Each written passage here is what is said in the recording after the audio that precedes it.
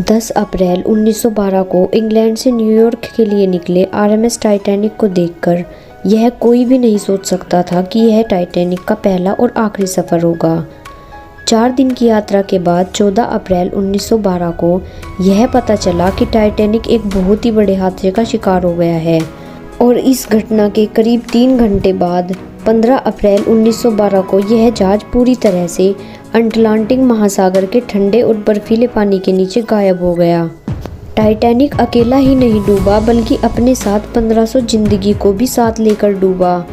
Titanic डूबने का कारण अटलांटिक महासागर की एक बड़े बर्फ के हिमखंड से टकराने की वजह से हुई थी, जिसके बाद इस जहाज में एक बहुत बड़ा छेद हो गया जिससे जहाज में पानी भर गया और वो डूब गया।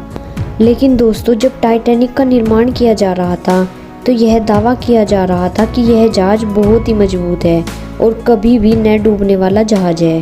टाइटैनिक के निर्माण के लिए उस समय के सबसे एडवांस्ड तकनीक का इस्तेमाल किया गया था। टाइटैनिक का इतने आसानी से डूब जाना उस समय लोगों को बहुत हैरान कर देने वाली घटना थी, क्योंकि टाइटैनिक का वजन 46,000 टन, लंबाई 882 फीट, चौड़ाई 92 फीट और ऊंचाई 175 फीट होने के बावजूद इतनी आसानी से कैसे डूब सकता है। टाइटैनिक अपने समय का सबसे विशाल जहाज था। इसके निर्माण के समय 8 मजदूर गिरकर मारे गए और 246 मजदूर घायल हो गए। टाइटैनिक को बनाने का काम 31 मार्च 1909 में 3000 लोगों की टीम द्वारा शुरू किया गया।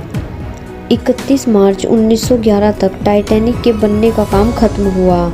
उस समय की सबसे बढ़िया तकनीक और सबसे बढ़िया मटेरियल से बने टाइटैनिक का एक बर्फीले चट्टान से टकराकर 2 टुकड़ों में टूट जाना एक अविश्वसनीय घटना है और टाइटैनिक के डूबने के पीछे शोधकर्ताओं ने कई बड़े कारणों को जिम्मेदार ठहराया है।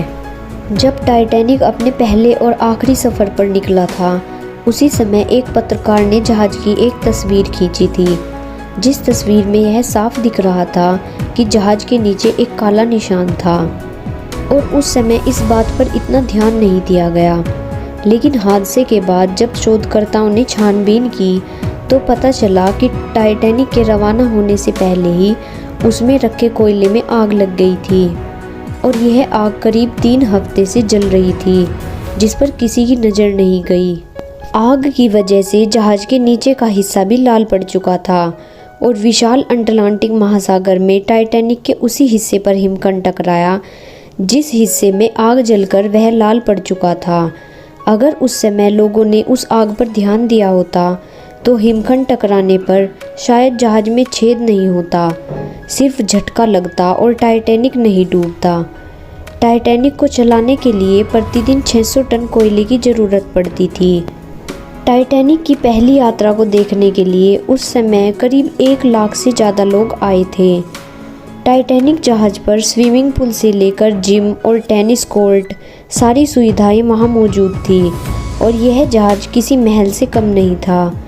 जहाज़ पर शराब से लेकर हर तरह के खाने की व्यवस्था थी। अटलांटिक महासागर में ऐसे छोटे बड़े हिमखंड तैरते रहते थे, लेकिन जहाज के कप्तान एडवर्ड स्मिथ को जहाज के रास्ते ऐसे ही बड़े हिमखंड की चेतावनी पहले ही दी गई थी और उन्हें जहाज को धीरे चलाने का निर्देश भी दिया गया था। लेकिन जहाज के कप्तान शायद टाइटैनिक की प्रतिष्ठा में एक नया रिकॉर्ड जोड़ना चाहते थे। वे टाइटैनिक को सबसे बड़ा होने के साथ साथ सबसे तेज होने का दर्जा भी दिलाना चाहते थे, इसलिए वे हर हाल में जल्दी न्यूयॉर्क पहुंचना चाहते थे। अगर जहाज की स्पीड थोड़ी कम होती तो उसके सामने हिमखंड आ जाने पर जहाज को आसानी से नियंत्रित करके मोड़ा जा सकता था, लेकिन स्पीड ज़्यादा होने की वजह से जहाज को नियंत्रित नहीं किया गया और जहाज हिमखंड से टकरा गया। टाइटैनिक की पहली यात्रा में इस पर 2228 लोग सफ़र कर रहे थे। जब जहाज में पानी भरने लगा तो जहाज के कप्तान ने टक्कर के बाद भी जहाज को धीमी गति से आगे चलाना ठीक समझा, क्योंकि टाइटैनिक के हादसे की खबर सुनते ही एक दूसरे जहाज को टाइटैनिक की मदद के लिए रवाना कर दिया गया था। लेकिन टाइटैनिक को दुर्घटना के बाद भी सहायता के लिए आए दूसरे जहाज की तरफ धीमी गति से चलाना काफ़ी महंगा पड़ गया, क्योंकि जहाज के आगे बढ़ने से वो पानी के दबाव से और ज़्यादा टकराने लगा और पानी बहुत तेज़ी से जहाज़ के अंदर घुसने लगा।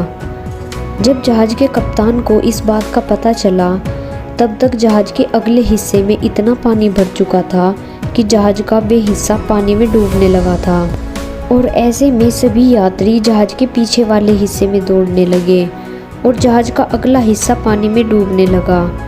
जहाज़ कुछ ही समय में सीधा खड़ा होकर बीच में से टूट गया और धीरे धीरे इसका पीछे का हिस्सा पानी में डूब गया और इसी के साथ 1570 लोगों ने अपनी जान खो दी।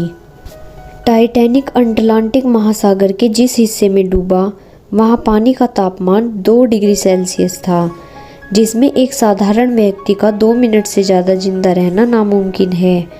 इसलिए कोई भी इंसान ज़्यादा देर तक जिंदा नहीं रह पाया।